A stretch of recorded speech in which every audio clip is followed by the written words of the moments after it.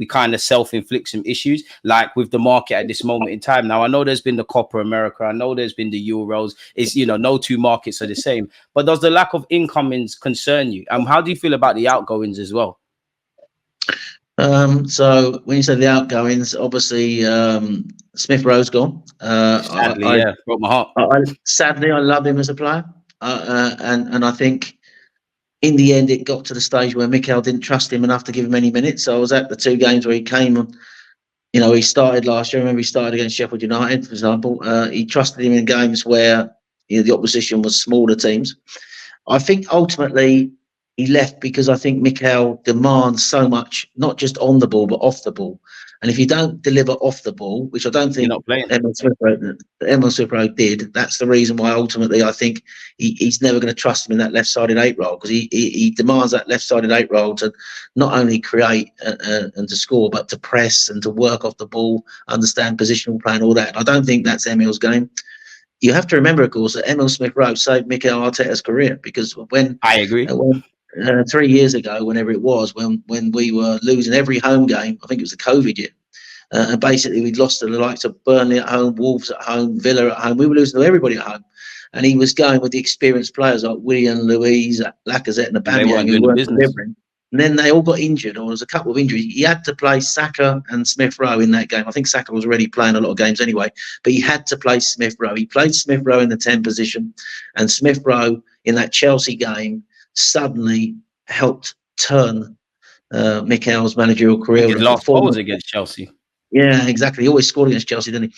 So obviously I'm sad to see him go, but I think the thing is, if you don't trust that player and you want someone to come in, offer you something in line with how you want to play, because there's people like Kieran Tierney who are great footballers, but doesn't suit Mikel's style of play. And so that's the problem, isn't it? I love Kieran Tierney as a footballer. Same. You know, his commitment and everything, you know, so he even walks around with a Tesco bag like me. So and shorts when it's snowing. But no, so in terms of the players that are gone, obviously I think you'll correct me. Tavares, I think, has gone now, hasn't he? Tavares has gone. Yeah, he's gone on loan with an obligation. He's gone on loan. I think Smith Rowe's gone. We're trying to offload Eddie. I wouldn't be surprised if Reece could go. So I think that what was the question again? You said about what do you feel about incomings and outgoings?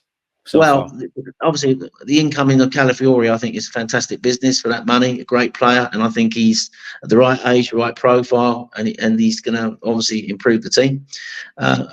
In terms of the outgoings, you know, as much as I was sad to see Smith Rowe go, I understand it, and I think some of those other players that we've touched on, who he doesn't trust, you know, he's sort of getting rid of them to free up the cash and free up the money, so we can get the next 2 signings over the line.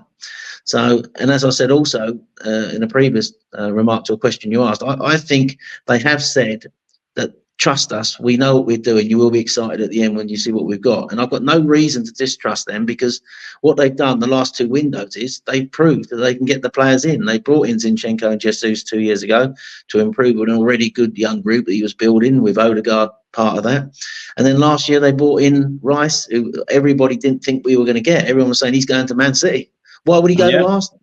He came to Arsenal. So obviously, you know, and he wants to work for Mikel. So Mikel obviously has got a bit of clout. You know, he does get the players that he wants. All the players wax lyrical about him when they sign for us, really. Yeah. And I think they love the way he coaches, and I think they see him as being a young player who he can improve their game. And of course, the fact obviously helped that he worked under Pep, didn't he, at Man City, that, you know, people call him Cone Man, but in effect, he's learnt a lot under Pep, and he was ready. If you listen to our Wenger and you listen to players, even Pochettino, they always said that Mikel was always going to be a great coach. Yeah, Walcott said that as well.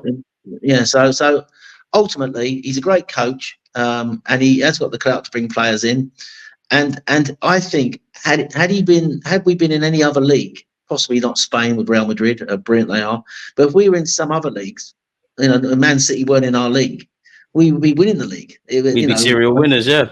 Yeah, I think we will be sort of the best thing in the league. It's Manchester City, isn't it? And however they got there, however we hate the way they got there, and that's what we're trying to beat. And last year, I think that Man City away game, at the time I thought that was a fantastic performance to go there and get a draw. But ultimately, when you look back on it now, and I saw Paul Scholes say on television the other night or on some overlap show that Arsenal should have gone there and taken them, tried to take them. So the argument now is with Man City, if we can get the right players in, so he's got one or two stronger positions, players that he wants in to strengthen the team any further, can we now go to places like the Etihad and sort of go and take them out? Have a belief that we can get 3 points there. Have a belief we can go there and get the result, instead of we know we can compete with them. We know we can go there, and the way we press now against them is so intelligent. The way we press, and I think it's just, of course, have we got the belief to just sort of like attack them, knowing that we have got the ability to hurt them, and that's the next stage, I think. But so in terms of what you're saying, I think that just coming back to it, I think we have got we're very close now. I think if we could get these one or two signings over the line, that I think we need an attacking player, someone like a transition killer, someone who could break teams. Lovely. Yeah, someone like a transition killer or someone who makes a difference in a tight game. I remember I did a pod back in the summer, and I was talking to someone about this, that basically Arsenal are 9 out of 10 in virtually 80% of their games, and they dominate teams, they keep them penned in, play great football, open teams up and score goals, win games, right? So that is what they do. But there are these games, and we saw evidence of it last season, particularly in that bad run when we lost to West Ham and we lost at Fulham. We didn't play very well at Fulham, actually, but we lost at Villa, we lost at Newcastle. There are games when we are playing well and we have a lot of the ball, but we're not 9 out of 10, we're 7 out of 10. We just need that magic when things are going wrong. In those sort of games where where we just can't unlock the door, we're on top but we can't unlock the door, that's where Man City, when they've got Haaland, when Liverpool got Salah, those sort of players make the difference in those games. So if we had someone like that in those sort of games, we would get over the line in those games, and that would probably be the difference, between where we are now and where we want to be. So I think they're well aware. I think they need either a transition killer or a player a top forward who's going to make a difference in a tight game. But we do score goals right across the team. It's just that there are certain games, I think, that we just need that little bit extra when we're not quite as good as we can be. Especially in the champs. Just to unlock that door. And that's I think, the next part of the evolution. And I mean, just a side note, I mean, I hate that narrative personally about, what you said with Paul Scholes about how we played for a draw, because we're damned if we do, damned if we don't. When we weren't in league debates and we used to just play one way regardless, and we'd go to City, try play them off the park, ultimately get battered and lose. Exactly, and get smashed. People say we need to be street smart. Now we're setting up shop, and we are the best defensive side, or one of them in the Premier League. People have an issue. I understand the narrative. Of course, we could have been a bit more on the front foot against City, maybe got a half chance and nicked it. But I think our top 6 record was faultless. For me, bar the exception of the game at Stamford Bridge against Chelsea, where we took about an hour to rescue something, or the North London derby at the Emirates, where we should have killed it in the first half and then we shot ourselves in the foot. I actually think we was quite good. We was winning the battles. I think we lost the war because, as you said, with that December period or the Villa game, I feel the smaller games is where, as you said, where we just needed a bit of magic when things are going wrong. I feel that's where we've shot ourselves in the foot. And that's what makes me look at our squad, because I feel quite sound defensively. I don't know if Aaron Ramsdale's going to be here, but if he stays, we've got him and Raya to compete in goal. Got a bunch of good defensive options in midfield. I think we've got good players, especially if Merino comes in. We'll speak on him in a minute. But I think when you strip it down, I start to get a bit concerned personally, Graham, because I personally think Jorginho had to play a lot more last season than Arteta banked on. Partey's a quality player, but he's a flight risk where injuries are concerned. I don't really want to see Kai Havertz or Fabio Vieira on a consistent basis in midfield. And I acknowledge we got 91 Premier League goals. We're scoring a bunch of goals. A lot of them came in games where he's battering sides. I do think we need a striker, and I do think we need a winger. So I kind of ask you, like, what sort of positions in terms of incomings are the most vital for you to kind of keep this going?